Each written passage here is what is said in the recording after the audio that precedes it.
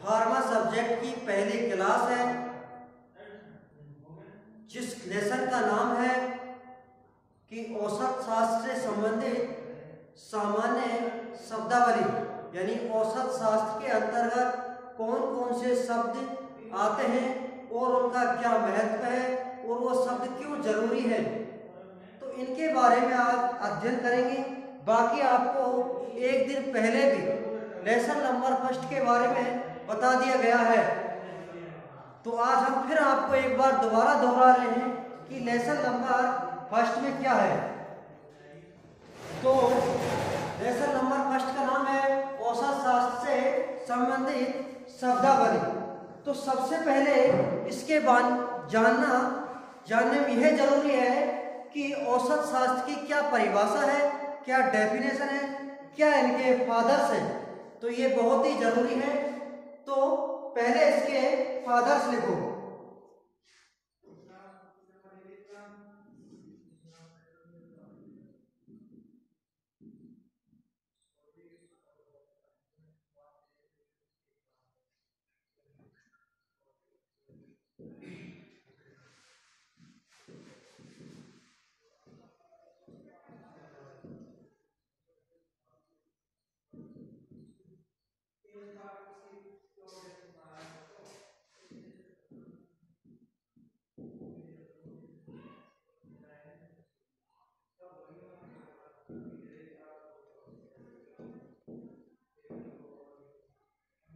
तो ये इनके इंडियन के जो अंतर्गत फादर्स हैं औसत शास्त्र के, वो है कौलराम नाथ चोपड़ा।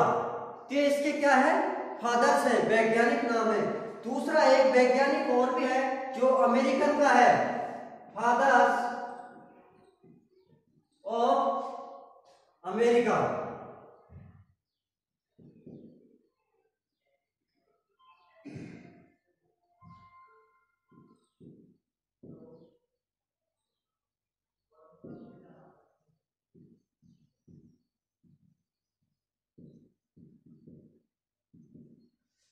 यानी फादर्स ऑफ अमेरिकन फार्माकोलॉजी। तो इसके वैज्ञानिक नाम है जॉन जैकब अब्बल। तो ये अमेरिकन के जो फादर्स हैं वो औसत शास्त्र के वैज्ञानिक हैं, तो उनके फादर नाम है जॉन जैकब एब्बल। तो लगभग आपके दो वैज्ञानिक औसत शास्त्र से संबंधित हैं। अब इसकी डेफिनेशन क्या है उसके बारे में अध्ययन करेंगे, और ये किस शब्द से या किन शब्दों से मिलकर बना है। तो औसत शास्त्र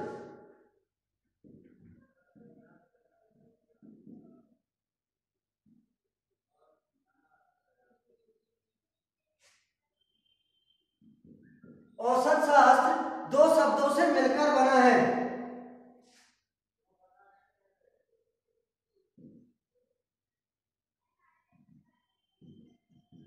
औसत शास्त्र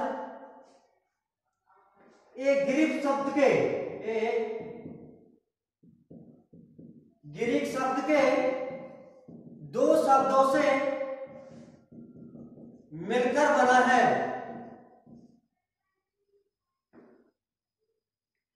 दो शब्दों से मिलकर बना है। वो दो शब्द कौन से हैं? एक तो है फार्मेको, जिसको कहते हैं औषध शास्त्र,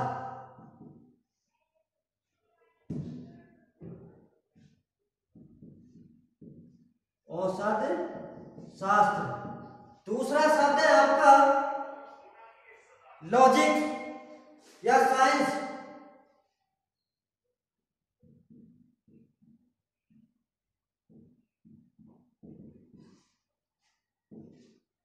जिसका अर्थ है विज्ञान।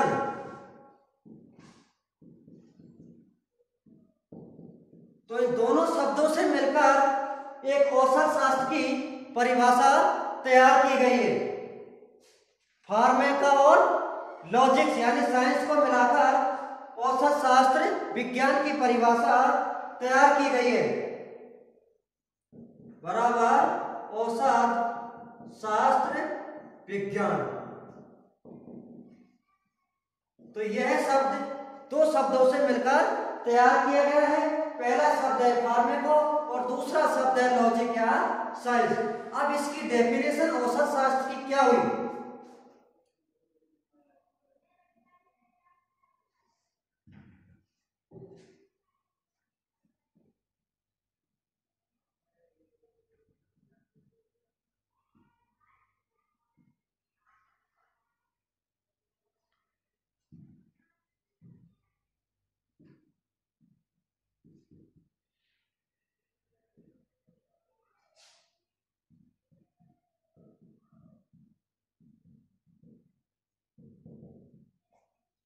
तो औसत शास्त्र विज्ञान की परिभाषा क्या हुई? यानी चिकित्सा विज्ञान की वह शाखा जिसके अंतर्गत औसत शास्त्र के बारे में विस्तार पूर्वक अध्ययन करना क्या कहलाता है? फार्माकोलॉजी कहलाता है, औसत शास्त्र विज्ञान कहलाता है। यानी विज्ञान की वह शाखा, विज्ञान की वह शाखा जिसके अंतर्गत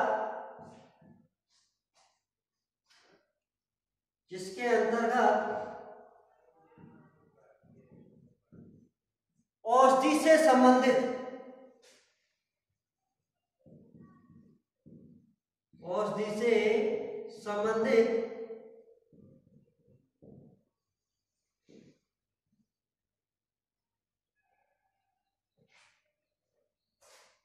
संपूर्ण ज्ञान का विस्तार पूर्वक अध्ययन करना फार्माकोलॉजी कहलाता है। अध्ययन करना औसत शास्त्र विज्ञान कहलाता है। तो यह एक डेफिनेशन आपकी एक्यूरेट तैयार की गई है। यानी विज्ञान की वह शाखा जिसके अंतर्गत औषधि से संबंधित संपूर्ण ज्ञान का विस्तार पूर्वक अध्ययन करना। यानी आपको इसमें दो शब्दों का ध्यान रखना, एक है औषधि से संबंधित और दूसरा शब्द है विस्तार पूर्वक, या विस्तार पूर्वक अध्ययन करना क्या कहलाता है? औसत शास्त्र विज्ञान कहलाता है। यानी औषधि से संबंधित। बाकी ये डेफिनेशन में आपको लिखनी है कि विज्ञान की वह शाखा, विज्ञान पढ़ रहे हैं तो विज्ञान की शाखा तो है ये, यानी विज्ञान की वह शाखा जिसके अंतर्गत औषधि से संबंधित संपूर्ण ज्ञान से विस्तार पूर्वक अध्ययन करना क्या कहलाता है? फार्माकोलॉजी या औसत शास्त्र विज्ञान कहलाता है। जैसे यानी इसके अंतर्गत संपूर्ण ज्ञान में भी कौन कौन सी चीजें आती हैं? जैसे औषधि का स्रोत,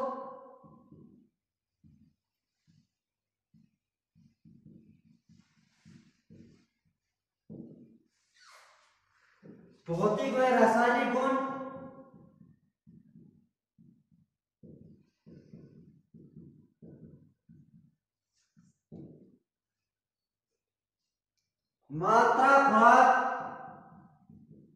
मात्रा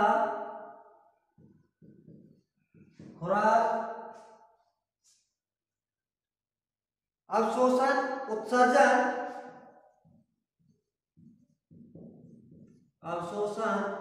व उत्सर्जन आदि। तो इनके बारे में विस्तार पूर्वक अध्ययन करना क्या कहलाता है? औसत शास्त्र विज्ञान कहलाता है।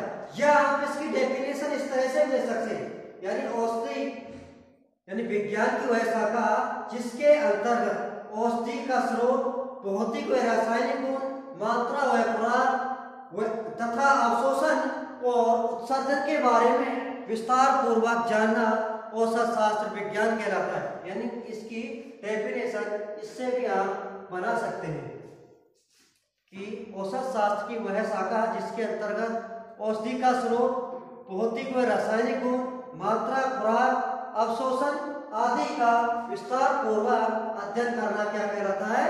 औसत शास्त्र विज्ञान कहलाता है। अब इसके अंतर्गत जो है आपके उदाहरण में दिए हैं कि विस्तार पूर्वक में कौन कौन सी चीजें आती हैं, तो इनकी भी आगे डेफिनेशन तैयार की गई है फार्माकोलॉजी के अंतर्गत। तो यह डेफिनेशन आगे बढ़ने के लिए सबसे पहले बहुत ही जरूरी है कि खुराक क्या है, मात्रा क्या है, अवशोषण क्या है, भौतिक गुण क्या है, रासायनिक गुण क्या है, इनके बारे में जानना भी बहुत ही जरूरी है। तो आज के लिए इतना ही काफी है। कल हम पढ़ाएंगे कि औषधि का स्रोत क्या है, भौतिक गुण क्या है, रासायनिक गुण क्या है, क्या परिभाषा है इनकी। तो आज के लिए इतना ही काफी। जो आपको पढ़ाया है वो ध्यानपूर्वक पढ़े और अपने जो भी कोई त्रुटि है या समझ नहीं आ पा रहा है तो कमेंट में लिखकर दे सकते हैं। धन्यवाद।